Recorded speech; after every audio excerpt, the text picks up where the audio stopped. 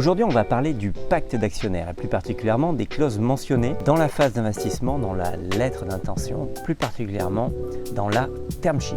Que vous soyez investisseur ou entrepreneur, il est primordial de poser sur le papier les clauses qui assureront un bon dialogue entre toutes les parties et qui permettront d'anticiper d'éventuels conflits d'intérêts ou partage de gains. Rentrons directement dans le vif du sujet avec 3 clauses de gouvernance qui sont en réalité des engagements portés par les fondateurs. Premièrement, la clause de non-concurrence. Le fondateur s'engage à se consacrer exclusivement au développement de la société. Il s'engage également, dans le cas où il se désolidariserait du projet, à ne pas monter un nouveau projet concurrent ou non avec les autres fondateurs ou clients. Cette mesure peut paraître restrictive, mais elle permet d'éviter une désorganisation profonde de l'entreprise. L'idée, c'est quand même que ça se passe bien. Deuxièmement, la clause d'exclusivité. Elle engage les dirigeants à ne pas entamer de discussions avec d'autres investisseurs pendant une période donnée, en général 40 à 65 jours. Cette durée laisse le temps à l'investisseur d'aller au bout de sa due diligence et de se positionner sur son potentiel investissement. La clause du leaver et notamment du bad leaver.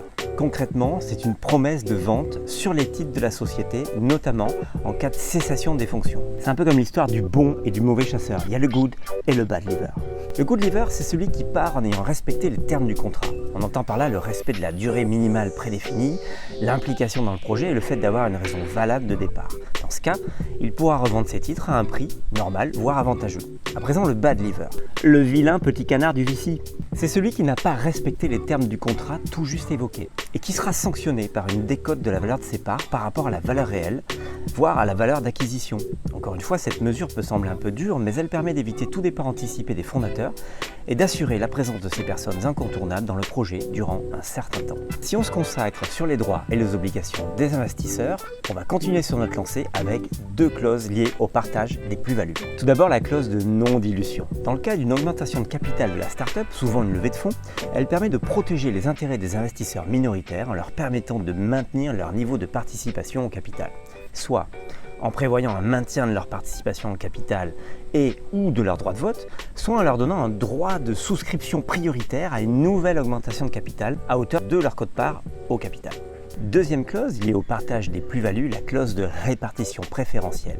Elle permet de corriger la disparité de prix de revient qui existe entre les différents rounds d'investissement. Pour cela, on donne aux actions de préférence ou preferred shares une priorité dans la répartition du prix de cession. Cette clause est principalement établie par les investisseurs pour se protéger en cas de cession de la société d'un prix de vente par action inférieur au prix de l'achat de leurs propres actions. Et maintenant, toujours du côté investisseur, focalisons-nous sur 2 clauses concernant la sortie conjointe. Le droit de sortie conjointe, ou tag-along, permet aux investisseurs minoritaires de profiter au même titre que les majoritaires d'une opportunité de vente des titres. En cas de cession par un des fondateurs d'un pourcentage X de ces titres, cela permet aux investisseurs de vendre X% de leur part au même prix. Deuxième clause de sortie conjointe, l'obligation de sortie conjointe ou drag-along. Elle engage les associés minoritaires à céder leurs actions aux mêmes conditions que les associés majoritaires si ces derniers acceptent une offre de rachat pour la totalité du capital. Cela s'assimile donc à une clause de cession forcée. Dans chacun des 2 cas, certains associés sont avantagés, d'autres désavantagés. Elles sont donc complémentaires. Habile. Quelques clauses propres aux fondateurs et aux investisseurs. 1. La clause d'inaliénabilité, qui instaure une période pendant laquelle les associés s'engagent à ne pas céder leurs titres. L'objectif de cette clause est de stabiliser l'actionnariat et de maintenir en place l'équipe de fondateurs sur laquelle les investisseurs ont accepté de miser. 2. La clause de rendez-vous. Elle engage les associés à se réunir de bonne foi avant une date limite afin de discuter des meilleures conditions de cession de l'entreprise. Conclusion. Dans la lettre d'intention, le term sheet est le premier document juridique reçu par les entrepreneurs en vue d'une levée de fonds. Il permet de bien clarifier les différentes clauses entre les parties et sert de base de négociation pour le pacte d'actionnaires.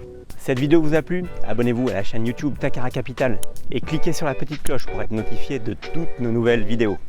Takara Capital, bienvenue dans l'économie réelle.